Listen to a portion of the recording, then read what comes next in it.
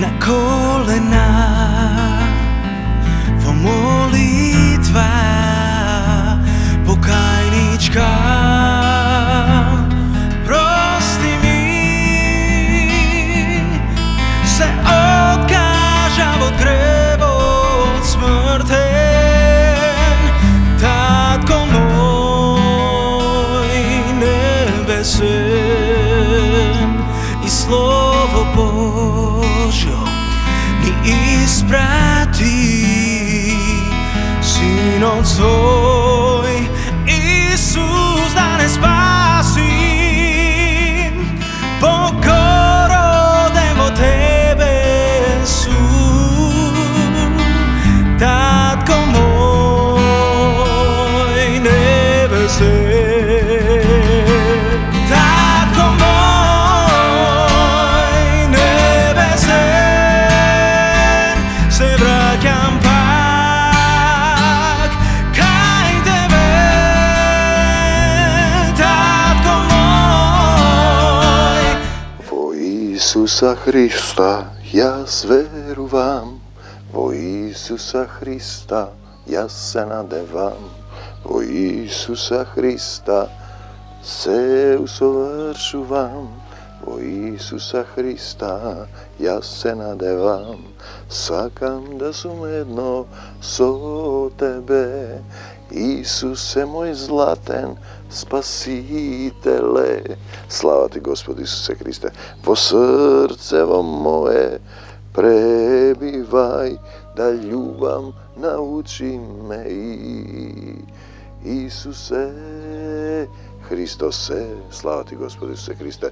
Ете, тоа е суштината, како да научиш да љубиш, како да ја избереш љубовта, како да останеш во љубовта, како да се претопиш, да се облечеш во Исусовата љубов, да ја облечеш свадбената облека, зашто ние сме поканети на свадбата.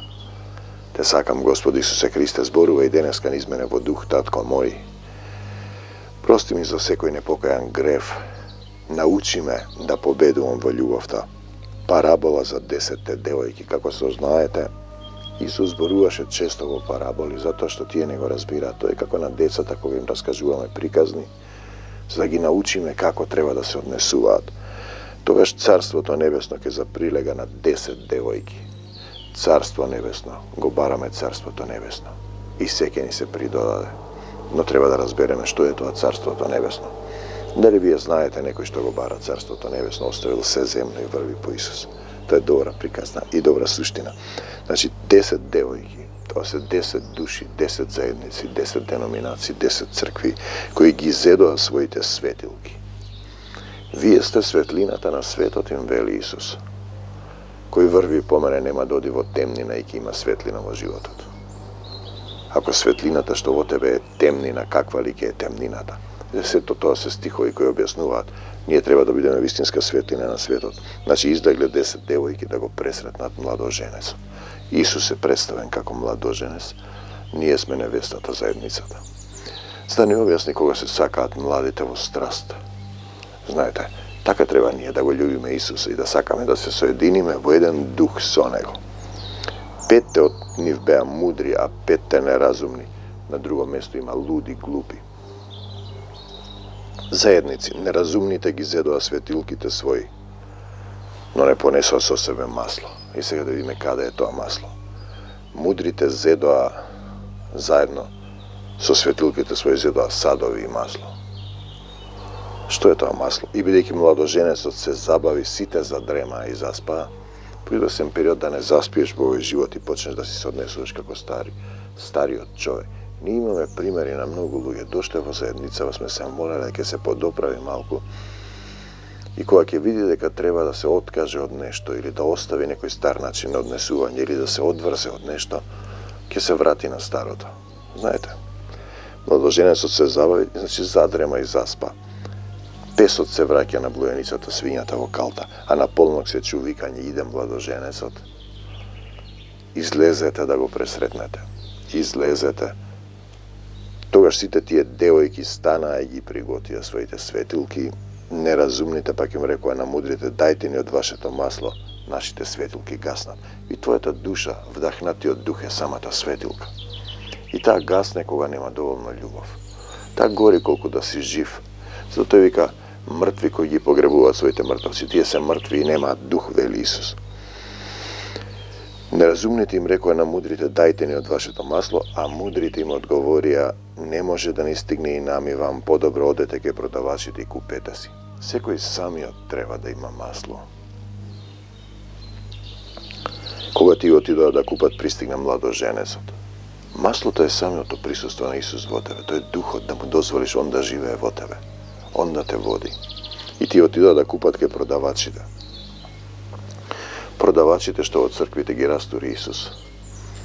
Тој како оне што сакаше со пари да го прими Светиот Дух. Знаете, тоа е целата суштина. Отидоа да купат приготвени, влегоа со него на свадбата. Пристига младоженецот, приготвените влегоа и вратите се затворија. И тој не вели дали купиле или не. Па нема, зашто ако има масло ќе влезеа. Потоа дојдоа и другите девојки, значи влегоа на свадбата. Свадбата е да се соединиш со Исус. Тоа е целата суштина. Кажано е повеќе пати на свадбата. На свадбата влегува некој без свадбена облека, без дух. Не можеш да лажеш кај Исуса Христа. Целата суштина е во тоа. Дојдоа другите девојки, велеа, Господаре, Господаре. Пазете, Господар е добар превод. Собственик. Чии собственик си ти е добро прашање. Прашање на собственост. Ако Исус платил за мене, ме откупил од канџите на сатаната, сум бил собственик на гревот и на сатаната, во собственост негова, сега сум собственик на неговата праведност. Дали ја признаваш ти собственоста? А тој мисли, сам си припагам, имам свој живот, ќе го трошам како што сакам. Па да, имаш малку време, потоа ќе овкаш, ќе ја изгубиш силата. Отвори ни Господаре, Господар. Кој е твојот Господар? А тој ми одговори, вистина ви велам, не ве познавам. Тие што немаат масло не ги познава. Тие што не живеат во неговото срце не ги познава. Па не ги познава, ги познава, а не ги познава. Колку време потроши ти на Исус од твојот живот? Си живеал 60 години, 5 минути, 3 секунди, 2 дена. Одиш во црква, палиш свеки, рипаш во водата, пееш песнички. Се разбира, сето тоа треба да се прави. Но дали имаш масло во твојата светулка и дали се распламти да бидеш сад кој се става на свекник, а не под поклоп, не ги познава тие што немаат масло, што го немаат духот. Кога ќе се соберете, вели Исус, вие и мојот дух. Без духот црквите се мртви. И така бидете будни, зашто не го знаете ниту денот, ниту часот кога ќе дојде Синот човечки. Имаме двајца од заедница. Влегоа ги измами сатаната. Се договоривме да не се пушта во 2-3 после полнок. Имаме молитвена група да се молиме. Они не пишуваат за молитва, пишуваат стихови, своји искуства во 2 сатот. И звони на телефонот постари луѓе. Мислам, беззначајна состојба. И рековме, нема се налутија, требало 24 часа за Исус. И бидете будни, зашто не го знаете часот. Па да, буден треба да бидеш. Не физички. Да не забораваш дека Исус те гледа, дека ќе застанеш еден ден пред Исус. Да поднесеш сметка, да не размислуваш. Еве сега е тој стих, парабола за талантите. Тој ќе постапи како човекот кој тргнувајќи на пат ги повика своите слуги. Тоа сме сите ние. Зборува за христијани. Не знаете ни денот ни часот кога ќе дојде Синот човечки, наречен Исус во наводници. Тргнува на пат, ги повика слугите своим, го раздаде својот имот. И ти имаш имот, што имаш? Па имаш душа, имаш време. Имаш слободна волја, тоа е твојот имот. И луѓето материјално не собирајте богатство на земјата каде што ги јаде молецот и роѓат. Да те чудам кога некои водачи на цркви се богатат. Некои дури наплаќаат исцелителни терапии. Бесплатно добивте. Бесплатно давајте, четворно се отплаќаат гревовите. Посебно ако велиш дека си во Исус, дека гледаш и не си слеп, гревот ти останува. И сега, Господарот го раздаде својот имот, има 3 категории. На едниот му даде 5 таланти. На другиот 2, на третиот 1 талант секому според способноста негова. И ти имаш некој талант, било што да работиш, да утешуваш, да се молиш, да ловиш луѓе, да пееш, да готвиш, да правиш нешто. Имаш некој талент, дали го употребуваш за себе си, да свириш на гитара, да правиш песни, еве сега. Се прават песните, се вклучи еден наш сотрудник. Почна да ги прави песните од срце. Знаете, ако ги правиш песни, си свириш само за себе, печелиш, на крајот ќе дојде на платата. Те сакам, Господи Исусе Христе. Секому според способноста негова. Оној што взеде 5 таленти, дарби, отиде ги употреби во работа. Во работа ги употреби. Да работиш за Царството Божјо. Или работиш за себе си печалиш имот овде. Сите не имаме по нешто, тука ја седам во ова Мавровска агора, но ја употребувам за Исуса. Сум го предал својот имот во негова собственост, знам кому му припаѓам. И како што вели апостол Павле, трчам напред кон целта, го заборавам тоа што е зад мене, се покајувам за секој греф. Оној што имаше 2 таланта спечали други 2. Оној што имаше 1 талант го закопа в земја, си го чуваше во душата, во телесното, во себе си. Ги сокри парите на својот Господар. Само за себе работеше. Окажувам тој пример. Голем уметник дошол на крајот на својот живот, се заблагодарува, таму прима некоја награда животна. На луѓето, на родителите, на публиката, на не знам што. На сите им се заблагодари. Може би сум го зборувал ова. Веќе е бил подминати години, не знам дали ќе има друга можност.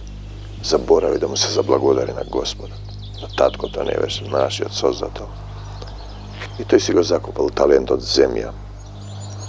По долго време дојде Господарот, Исус и Отецот, побара да му поднесат сметка. Така и ние ќе излеземе пред него, ќе треба сметка што направи со твојот живот. Крадев, лажев, пиев, осудував, прелюбодејства разен тип. Можеш да застанеш, да се покаеш, да го примиш Исус и да одиш по него. Оди и не греши повеќе, и да не грешиш повеќе. Додека имаш време на милост, потоа ќе изгубиш силата и нема да биде добро. И ние денеска имаме, ќе ви кажам, таму каде што работам, за Исус. Една организација. Знаете, степенот на политичка омраза е надраснат. И кога треба да се изврши нешто што е сосем нормално, не сакаат. Степенот на нељубов е страшен. Зборуваат за простување, сатански души. Немаат љубов, духовно слепи. И јас гледам како тие набрзо телото ќе биде предадено во земја. На сатаната. Сатаната е во земјата. И кога Господарот поднесе сметка, пристапи оној што беше примил 5 таланти, донесе уште 5 таланти и рече: Господаре, ти ми предаде 5 таланти. Господи Исусе Христе, ете со оној спечалив уште 5. Господарот негов му рече: убаво, убаво, добар и верен слуго. Пазете, станува збор за слуги, не станува за неверници. Добар и верен слуга е тој што печали за Царството Божјо. Во малку беше верен, над многу ке те поставам. Те сакам, Господи Исусе Христе. Влези во радоста на својот Господар. Ете, тоа е поентата. Влези во радоста на својот Господар. Влези во радоста на својот Господар. Те сакам, Господе. Му пристапи и оној што беше примил 2 таланта и рече: Господаре, ти ми предаде 2 таланта. Еве со оној спечалив уште 2 таланта. Господарот му рече: убаво, убаво, добар и верен слуго. Значи треба да спечалиш нешто за Царството Божјо. Не да седиш само. Тие мислат дека не треба да се работи. Во малку беше верен, над многу ќе те поставам. Сподели ја радоста со својот Господар. Можеш да влезеш во радоста или да ја споделиш радоста. И третата категорија, му пристапи оној што беше зел 1 талант и рече: Господаре, те знаев дека си жесток човек. Значи, те Бог го доживува како жесток одмазник, се плаши од него. А овде пишува дека тоа е љубов и дека љубовта негова никогаш не престанува. Дека вечно не се лути. Дека е многу милостив и долго трпелив. žneješ kada što nesi sejal, Gospod će dojde i ke mu naplati. Sobiraš kada što nesi vel, Gospod ke ti plati. Така го доживуваш ти тој. Не ти треба да речеш, Господ да те укори. Со љубов. Па се уплашив и отидов се плашиш од него. Се сокрив од талент земја. Телото се предава на земја, талентот земја. Сатаната е фрлен на земјата. Па гледајте што е тоа земјата, телесниот човек. Ете ти го твоето. Во сатанското го затвори. Господарот му одговори и рече, зол и мрзлив слуга. Значи, тој е мрзлив слуга кој не печали. Мрзлив слуга. Ако си знаел дека жнеам каде што не сум сеел и собирам каде што не сум веел, требаше моите пари да им ги дадеш на трговците. Кои се тие трговците? Па тие си истите трговците. Што им ги растори менувачите на пари во храмот. Па ти мислиш дека се може да се купи за пари? Да го продадеш, па кога ќе дојдам да си го приберам своето со добивка. Имаме цариници, цариниш односи на човек и цариниш роба. Цариник. Да си го прибереш своето со добивка. Да тргуваш како во светот. Ти го дава примерот што треба да направиш. Да бидеш светлилка, да имаш масло, светло кое се става на свекник, па да им биде светло на сите вкуки. Земете го од него талантот, дајте му го на оној што има 10 таланти. И душата оди на суд, телото оди во земја. Тоа е суштината. И ти што си направил? Во твојот живот, секому што има ќе му се даде. Што има? Што има дух, што има масло, што го има Исус, што има љубов. Оној што нема ќе му се одземе. Не си се уште зрел за Царството Божјо. Одиш во нов циклус, ново небо и нова земја, а лошиот слуга, лош слуга, зборува за христијанин, фрлете го во крајна темнина. Тамо ќе биде плач и крцкање со заби, откако го рече тоа извика кој има уши да слуша, нека чуе. И треба да имаш уши да слушаш и да чуеш.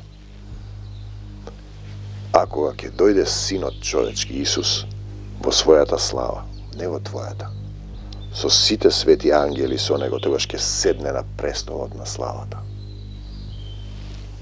Славата е престол за Исус, не е за тебе, а ти можеш во неговото да бидеш и ќе се соберат пред него сите народи. Ќе ги оддели едни од други, како што пастирот ги одделува овците од косите.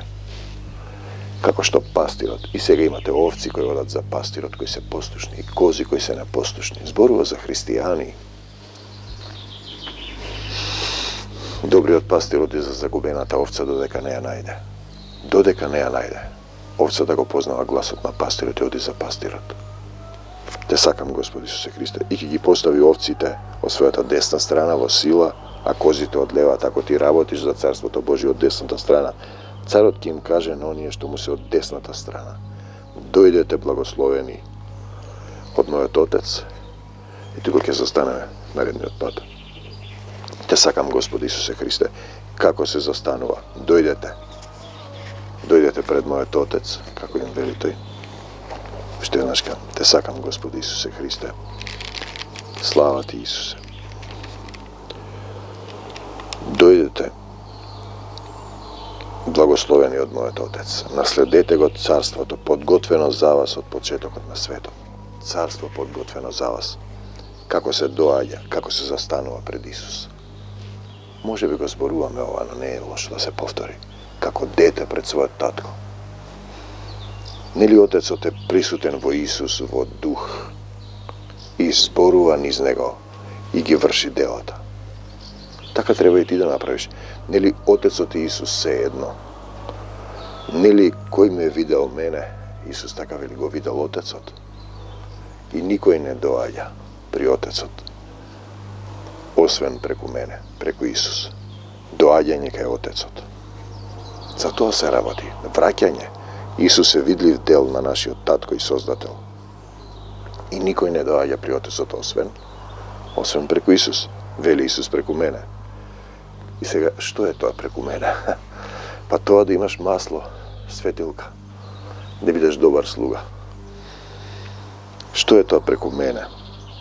Дадена ни е приказната за отецот и блудниот син кој го потрешло сиот свој имот и се враќа назад, паѓа на колена, понизно и вели: татко, погрешив пред тебе и пред небото.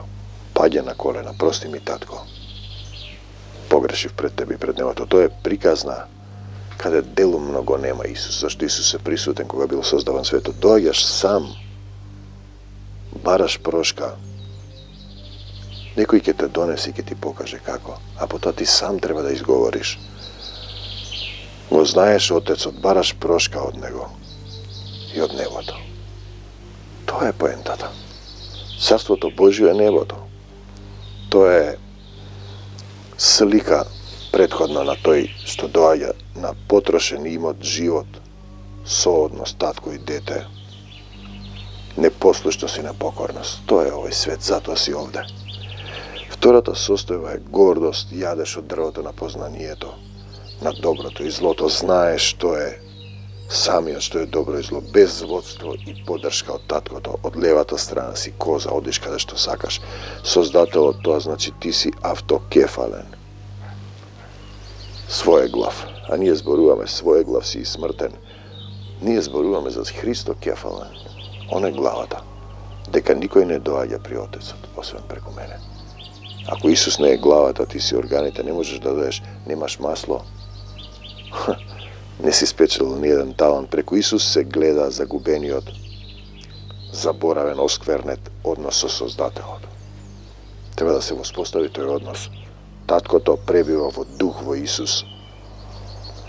Со сета негова полнота, во полна возраст. Не е бебе дете кој го држи Богородица. Превземено од античките македонски фрески.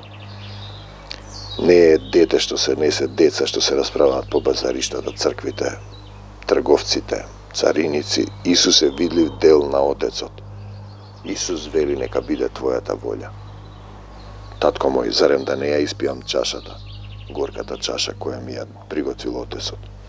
Некако што сакам јас, нека биде твојата волја, татко мој. Ете, тоа е христијанство. Како се застанува пред Исус и пред Отецот, па ќе најдеш некој слуга, ќе ти испрати. И потоа види дали таму има дух покајно, понизно, послушно, без гордост. Бараш прошка од него, пред нив, за гревот и пред небото. Паднат си на земјата, имаш малку време. Време за милост да оставиш се. Од сатанско паднато, гревовно, телесно тело, да се родиш во дух. Масло да имаш во твојата светилка. Да се Христо родиш во дух и вистина. Во Отецот и во Исус. Како се застанува пред Отецот, пишано е со синот паѓа на колена: татко, погреши пред тебе и пред небото. Како се застанува пред Исус, па исто така на колена, ничком, како дете кое погрешило пред таткото, бидејќи Исус е видлив дел на Отецот. И сега сите сме деца на небесен татко. И видите, овој стих е фасцинантен, те сакам. На добриот слуга му вели: влези во радоста на својот Господар. И ние имаме сега заедница, се случуваат превирања. Отплаќаме некој, не учи Отецот, поминуваме низ училиште. Не се случува тоа што сакаме ние секогаш. Тогаш кога ќе биде тешко, треба да влезеш во радоста. Другиот пониска категорија: сподели ја радоста. Радувај се, пак радувај се. Радоста никој да не ви открадне. Влези во радоста. Зошто? Па имам татко Исус и знам дека овде сум кратко време. Овој живот има рок на траење. И потоа одам во Божиото царство ако останам во љубовта, ако спечелам 5 таланти, ако имам масло во свеки. Ако е оној другиот дел, ако останам да бидам овца послушен, а не како козата да правам што сакам, ќе влезам во радоста. Што и да се случува. Што и да се случува. А радоста да ми биде полна, никој да не ми открадне. Те сакам, Господи Исусе Христе. Мир вам до Божиот царство небесно, исцелување за сите оние кои ќе речат: паднете на колена. Исусе, дојди во моето срце и помогни ми, се покајувам за секој грев. За гревовите на моите предци им простувам на сите. Никого не осудувам. Ја избирам твојата љубов, да победувам со љубовта. Ја прифаќам Божјата волја. Сакам да работам за Царството Божие, да бидам син Божи. За секогаш Исус, амин, до Божиот Царство Небесно. Амин. Небесен, се враќам пак кај тебе.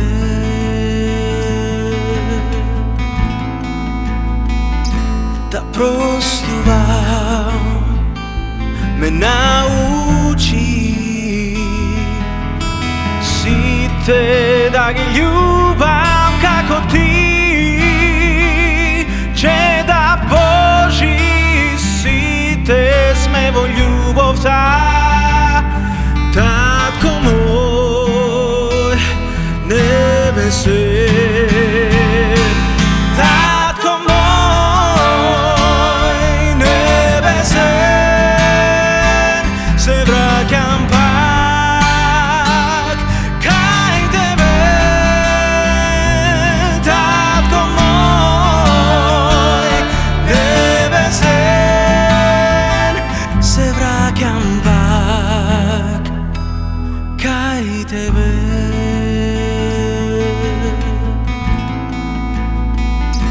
И милост Божја ме огледа